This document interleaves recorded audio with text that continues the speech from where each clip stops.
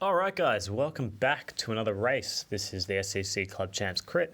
I've got Jess in front of me, chasing down Gavin. Timer at the front is wrong, and yeah, it's about 10 minutes wrong actually. So it's about 1 minute and 52. This is the first lap of the race. So Gavin's gone super early.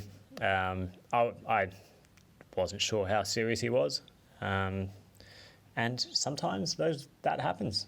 People just go, it's not serious, and they let it go away.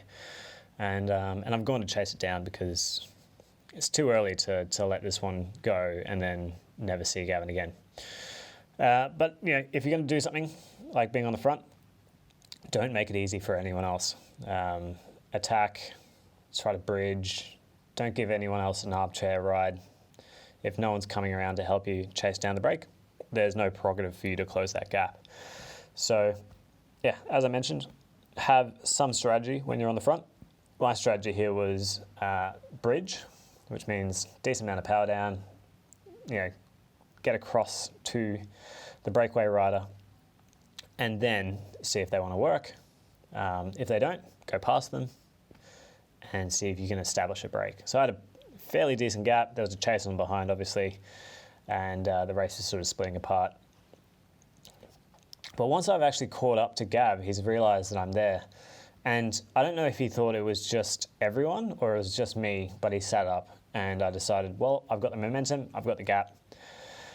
Make hay while the sun shines, right? So I've gone super hard trying to maintain that gap, but the chase was too ferocious. Everyone was quite motivated to ensure that this didn't go away. So I sat up, let people come past.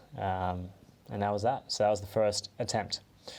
4 minutes later, around that, so we're 6 minutes in, or 7 minutes in, there's another attack, and it's Gavin that's gone again.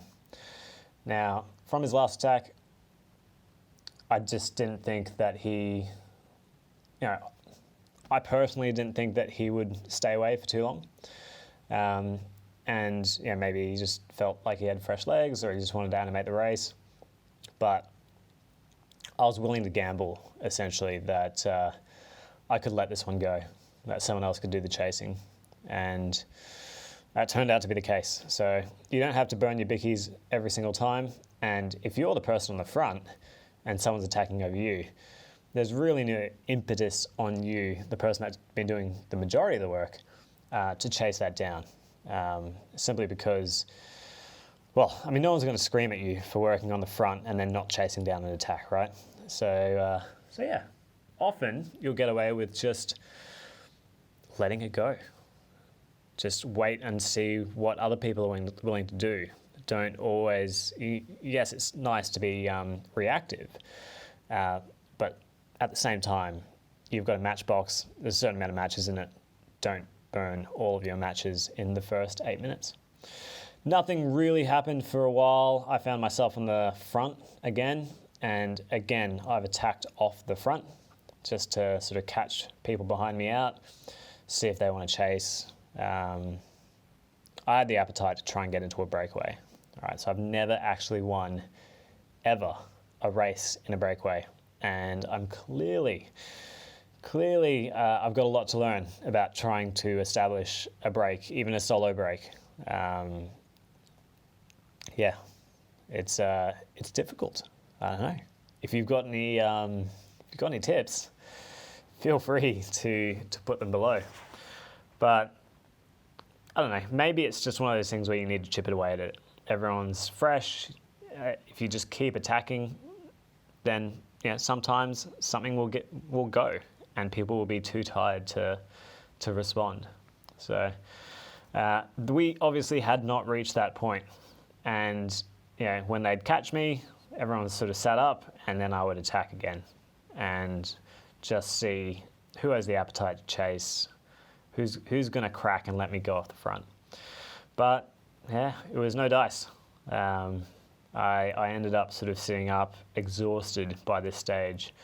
For all the attacks that I've thrown, I've had to close a massive gap at the start of the race as well, and to be honest, I'd burnt through too many biscuits by this stage, and I wouldn't really recover I'd make it to the end of the race, spoiler, but I wasn't competitive. I'd wasted too much energy.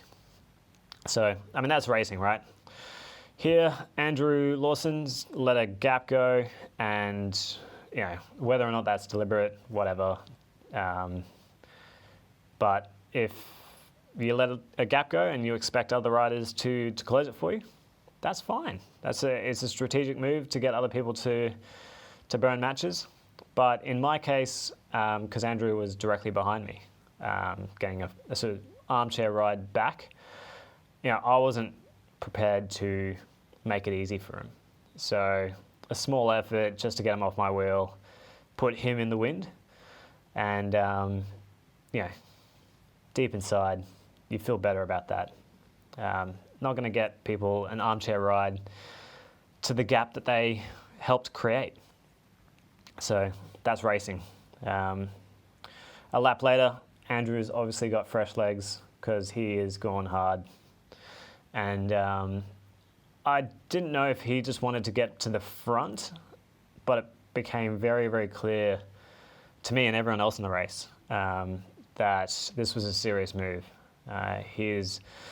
Lawson's just gone straight off the front. He's attacked, and by this stage, everyone's the race is completely blown apart, and it's difficult. He's put in a mega attack here. He's actually gone past an A grader who was in the breakaway. Gavin has shooed me to the front to chase us down, and I agree with him. Yeah, this is a dangerous move by Lawson. He's just going over the crest there, so he's got quite a good gap. And so this is the second major chase down that I've had to do in the race. I'm really quite tired after doing 2 or 3 attacks up to this point as well. But the gap was closing. It was not insurmountable. So we were able to take advantage of our relative freshness to close the gap. A grade's passing us here. They're obviously flying. I'm super honest. Didn't hop onto the A grade to bring Lawson back. But yeah, it just shows you the difference in speed and power from B grade to A grade. Lawson's been caught. He's obviously exhausted by this stage. He's gone for a hard attack. So again, he stuck with me at the back of the pack for a while just to try and recover for the next 10 minutes before the race ended. And this is the last lap. So this is it, the penultimate piece. And guys, hold your line. No sort of wiggling in front of the peloton simply because you don't want to be the first rider around the last few corners. If you don't want to be there, stop pedaling. Don't wiggle at the front of the group. That's what causes accidents. So we're going across here. There's been an attack off the front. I haven't covered this move or expected it. And I'm in deep trouble here because that is a mega attack going off the front right now. I'm way, way too far back. And the chase is simply, I've gambled on the chase bringing it back before the sprint, but that's not happening. So I've stuck too long here. I can see Lawson opening up his sprint. I've just gone around because, I'm just trying to pick up whatever I can before the end. And I didn't even get third. I missed narrowly out on third place. But it was a good attack by Gavin and the other rider there, who, I'm sorry, not sure what your name is. But yeah. So could have done things differently, but I enjoyed myself and it was a great race. Be back next week and I'll see you guys then.